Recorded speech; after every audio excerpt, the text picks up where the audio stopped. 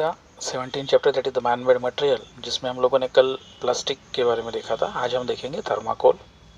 ठीक है, तो सबसे पहले थर्माकोल आप लोगों ने देखा होगा कि जब भी कोई सेंसिटिव चीज़, जैसे कोई इलेक्ट्रॉनिक चीज़ है, टीवी है, वॉशिंग मशीन है ना, तो ऐसे समय पे जब भी हमारे घर में वो आता है तो उस समय उसको पैकिंग करने के लिए जो मटेरियल इस्तेमाल किया जाता है वही थर्माकोल होता है।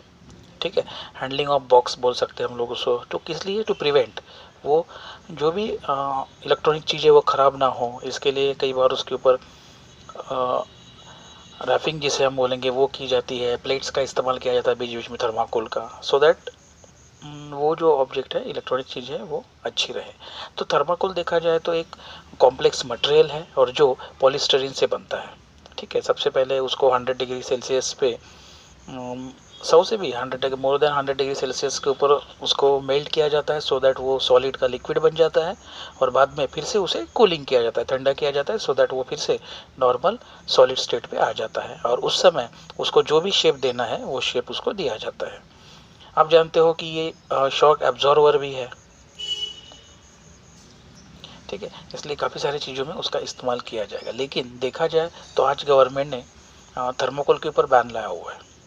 ठीक है, इसके काफ़ी सारे कारण हैं। और सबसे पहला कि जहाँ भी ये इंडस्ट्री होती है थर्माकोल की, जहाँ इंडस्ट्री बनती है, वहाँ के जो वर्कर्स है उनमें काफ़ी सारे प्रॉब्लम्स क्रिएट होते हैं इन टर्म्स ऑफ द आँखों में प्रॉब्लम्स हो सकता है, रेस्पिरेटरी सिस्टम है, स्किन में डाइजेस्टिव सिस्टम है। अगर कोई प्रेग्नेंट वुमन है और वो अगर वो इन्वायरमेंट में, फैक्ट्री के इन्वायरमेंट में जहाँ वो थर्माकोल बन रहा है वहाँ अगर जा रही है तो उसके बच्चों के लिए भी बड़े डेंजरस है। वो स्किन जल सकती है, तो ये उसके दुष्परिणाम है। दूसरा देखा जाए तो ये नॉन डिग्रेडेबल है। मैंने लास्ट टाइम बोला था कि बताया था कि जैसे प्लास्टिक नॉन डिग्रेडेबल है, वैसे ही थर्माकोल भी नॉन डिग्रेडेबल ही है स्टूडेंट। कि वो कितने दिनों तक के भी कितने दिनों के मतलब नियर बाय 1000 ऑफ ईयर ज़मीन के अंदर रखने के बावजूद भी वो डिकम्पोज नहीं होगा, है ना। तो जो कि डेंजरस है इन्वायरमेंट के लिए बोल सकते हैं हम लोग, ये पोल्यूशंस के लिए बोल सकते हैं, एटमॉस्फेयर के लिए बोल सकते हैं। तो ये डेंजरस है। उसको जब जलाया जाता है, जब भी हम उसे मतलब कई बार ऐसा होता है ना कि जब उसको फेंका जाता है, बाद में जलाया जाता है, तो उसमें टॉक्सिक गैसेज जनरेट होते हैं जो कि हमारे लिए भी, हमारे बॉडी के लिए भी या फिर एटमॉस्फेयर के लिए भी डेंजरस है। अब कई बार देखते हो कि गैदरिंग में, अलग अलग फंक्शंस में प्लास्टिक का प्लेट्स का इस्तेमाल किया जाता है। पहले के समय, अब तो बैन आ चुका है लेकिन फिर भी, है ना। तो वो प्लास्टिक प्लेट्स है, कप्स है, चाय जो पीते हैं, पानी के ग्लास पहले प्लास्टिक के ऐसे इस तरह से मतलब थर्माकोल के टाइप में होते थे, तो वो हमारे हेल्थ के लिए डेंजरस है। उसमें अगर हम खाना भी खाते हैं वो प्लेट्स के अंदर, तो भी कहीं ना कहीं हद तक के वो खाने के अंदर वो थर्माकोल जो है वो मिक्स हो जाता है, जो हमारे लिए हेल्थ प्रॉब्लम क्रिएट कर सकता है। ओके, नॉन डिग्रेडेबल तो है ही, मैंने बताया। थर्माकोल ज़्यादा समय के लिए हम अगर हमारे बॉडी के अंदर चला जाए तो हमें ब्लड कैंसर जैसे ये डिसीज़ हो सकते हैं। तो ओवरऑल देखा जाए तो ये थर्माकोल हमारे लिए हैज़र्डस है और इसी कारण से गवर्नमेंट ने इसके ऊपर बैन लाया है। ठीक है, उसके बाद हम देखेंगे कि ग्लास के बारे में। तो ग्लास आपको मैन्युफैक्चरिंग प्रोसेस दी हुई है। आप देखो कि मेनली जो हम लोग maximum day to day life में बहुत सारी चीज़ें ऐसे होते हैं कि जो ग्लास मटेरियल से बने हुए होते हैं, है ना। तो सबसे पहले ग्लास जो डिस्कवर किया था वो चार्ल्स नाम के एक साइंटिस्ट ने डिस्कवर किया था। और उस समय कई बार हम कुकिंग वेसल का इस्तेमाल करते हैं, और कुकिंग वेसल जो है वो ये बनते समय मतलब कुकिंग वेसल भी कई बार ग्लास के होते हैं, काफ़ी सारे मटेरियल ग्लास से होते हैं। तो ग्लास ये क्रिस्टलाइन है, मतलब नॉन क्रिस्टलाइन हम बोल सकते हैं उसको। उसके बाद ये काफ़ी हार्ड होता है, वैसे ही ब्रिटल भी है।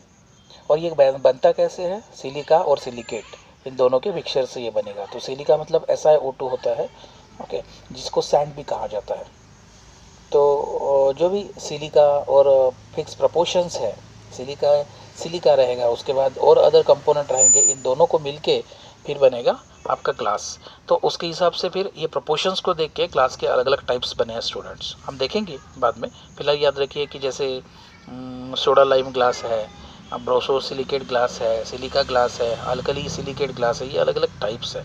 तो ये जो ग्लास जब भी बनाते हैं तो उस समय सैंड, रेत जो हम जैसे सिलिका मैंने बोला, सोडा, लाइम और कुछ अमाउंट में मैग्नीशियम ऑक्साइड, इन सभी चीज़ों को एक फर्नेस में डाला जाता है, एक पॉट में डाला जाता है और उसको फिर हीट किया जाता है। नियर बाय जो सैंड है जिसे सिलिका और डाइऑक्साइड, ये जो है नियर बाय 1700 डिग्री सेल्सियस के ऊपर इसको हीट किया जाएगा। बाद में उसको कूल किया जाता है। बाद में उसमें कुछ जो डिस्कार्डेड जो ग्लास है ना, वो भी उसमें ऐड किए जाते हैं और फिर ऐसा मिक्सचर फिर से 850 डिग्री सेल्सियस के ऊपर हीट किया जाता है। और बाद में उसके बाद और भी कुछ कंटेंट, लिक्विफाइड कंटेंट मिक्स किए जाते हैं और फिर से 1500 डिग्री सेल्सियस के ऊपर उसको हीट किया जाएगा और इमीडिएटली उसको कूल किया जाता है। तो ये सडन कूलिंग करने के कारण फिर वो जो मिक्सचर है वो होमोजीनियस मिक्सचर जाता है, वो बन जाता है, एम्फोरस मिक्सचर बन जाता है और साथ में ट्रांसपेरेंट मिक्सचर बन जाता है। ओके, तो इस तरह से प्रोसेस कॉम्प्लेक्स है, लेकिन वही टेम्परेचर इंक्रीज करना, एक उसमें कंटेंट ऐड करना और सडनली डिक्रीज करना, ये उसकी एक नॉर्मल प्रोसेस आपको देख सकते हो। तो ये जो ग्लास है इसके प्रॉपर्टीज़ को अगर हम देखें तो प्रॉपर्टीज़ की ग्लास आप जानते हो काफ़ी सॉफ्ट है, उसको कोई भी शेप में अगर मोल्ड करना है तो आप मोल्ड कर सकते हो। रिसाइकलिंग उसकी हो सकती है। उसकी डेंसिटी जो है वो डिपेंड करती है कि उसके अंदर कौन से इंटीग्रेटेंट डाले हुए हैं, उसके ऊपर वो डिपेंड करेगा। ठीक है। Conductor of heat, slow conductor of heat है, धीरे धीरे वो गर्म होता है, उसके बाद उतने ही कूलिंग भी उसी तरह से हो जाता है। उसके बाद बैड कंडक्टर हम बोलेंगे, उसमें से इलेक्ट्रिसिटी ये पास नहीं होती और इसीलिए इसका इस्तेमाल लाइक एज ए इंसुलेटर के रूप में भी करते हैं।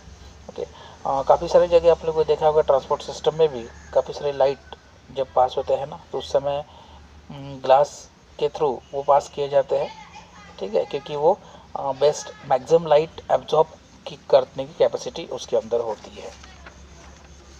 ओवरऑल उसके अलग अलग टाइप्स है स्टूडेंट्स, वो टाइप्स हम देख लेंगे आज।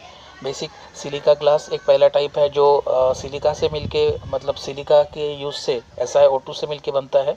ओके, काफ़ी ज़्यादा हीट करना पड़ता है ये बनाने के लिए। और यस, इसमें ये जो ग्लास जो बनता है सिलिका ग्लास, इसके ऊपर एसिड और अल्कली का कोई भी परिणाम नहीं होता है। आप लोग देखा होगा कि लेबोरेटरी में जो भी ग्लास के मटेरियल जो होते हैं, इक्विपमेंट होते हैं ग्लास के, है ना, तो वो सभी सिलिका ग्लास से ही बने हुए हैं। दूसरा जो है बोरोसिलिकेट ग्लास है, ये normally sand, soda, boric acid और एल्यूमिनियम ऑक्साइड से मिलके बनता है और इसके ऊपर मेडिसिन का कोई भी इस्तेमाल, मतलब इफेक्ट नहीं होता। और इसी कारण से जो भी लेबोरेटरी है या फिर वोटिकन से हॉस्पिटल है जिसमें मेडिसिन रखी जाती है ना, वो सब बॉटल्स वगैरह इसी ग्लास से बनाए जाते हैं। नेक्स्ट जो है अल्कली सिलिकेट ग्लास है, ये सैंड और सोडा इन मिक्सचर को काफ़ी हीट किया जाता है जिसके थ्रू ये बनता है और इसी को ही वाटर ग्लास भी कहा जाता है। क्यों? क्योंकि ये पानी के अंदर ये सोल्यूबल मिक्स हो जाता है स्टूडेंट। अमेजिंग। उसके बाद नेक्स्ट जो है ये फोर्थ लीड गैस, ये लीड गैस आप जानते हो कि सोडा, उसके बाद सैंड, लाइमस्टोन और लीड ऑक्साइड से मिलके बनता है और ये क्लियर और ट्रांसपेरेंट होता है। आप लोगों ने बल्ब देखा है, ट्यूब, बाद में वो बल्ब लाइट ट्यूब होते हैं, बल्ब होते हैं, ये सब लीड ग्लास से ही बने हुए होते हैं। ऑप्टिकल ग्लास, खुद नाम इंडिकेट कर रहा है कि जो भी हम ऑप्टिकल्स इस्तेमाल करते हैं, स्पेक्ट्रकल है, लेंस है, माइक्रोस्कोप है, इसमें ऑप्टिकल ग्लास का इस्तेमाल किया जाता है। और ये बनते समय कैसे बनता है, ये sand, soda, lime water, barium oxide और बोरियम, इनके मिक्सचर से ये बनाया जाता है। कलर्ड जो ग्लास है, ये आप अलग अलग टाइप के जो ग्लासेस देखते हैं जिसको कलर है, इस तरह से वो बनाया जाता है। इसमें पर्टिकुलर टाइप का एक ऑक्साइड मिक्स किया जाता है जब भी उसका मैन्युफैक्चरिंग किया जाएगा।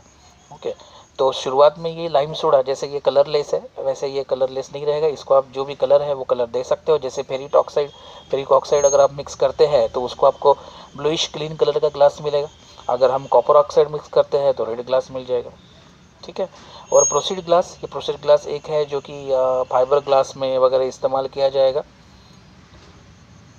पेन ग्लास में उसका इस्तेमाल किया जाएगा। तो ये अलग अलग टाइप्स है, उसके रिस्पेक्टिव ये यूसेस है। लेकिन ये ग्लास जो है नॉन डिग्रेडेबल है, हम ये जानते हैं, हमारे इन्वायरमेंट के लिए उतना ही वो डेंजरस है, हार्मफुल है। वो हमारे बॉडी के लिए भी इम्पोर्टेंट नहीं है, इकोसिस्टम के लिए भी। अगर कोई प्लांट्स मतलब एनिमल्स उसे खा लेगा वो, तो भी वो उसके हेल्थ के लिए डिफ़िकल्ट है ना, उसकी जान जा सकती है, हमारे लिए भी उतना ही डिफ़िकल्ट है।